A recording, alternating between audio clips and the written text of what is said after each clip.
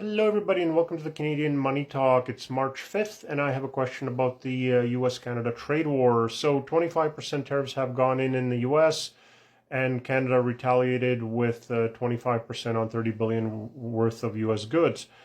Tariffs are an import tax paid by the importer, who can either ask the supplier to charge less, or the importer could charge more for their goods, or the goods could be made more expensively locally, i.e. by American.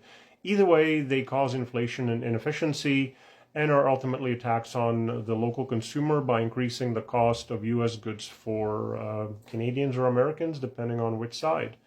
By Canada retaliating, though, and calling Trump's bluff, there's a chance that the tariffs will last a couple of weeks or months, and especially if they're a negotiation tactic, which I believe they will come off.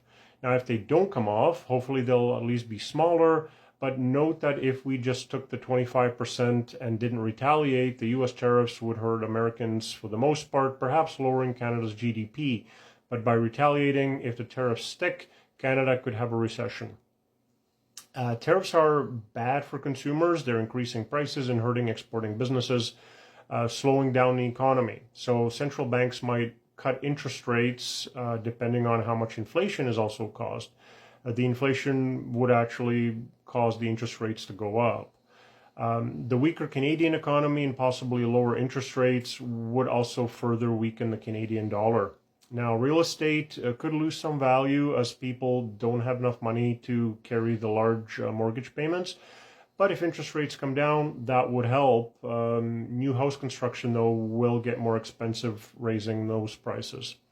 As for stocks, I'm not changing my portfolio. There's no telling how long the tariffs could last, what kind of hit the economy will take, whether they're just a negotiation tactic, why Trump keeps talking about fentanyl and illegal immigrants from Canada. But I digress. If this lasts for an indefinite time, there will be real implications, not just a nervous and volatile stock market. But there's no way to tell.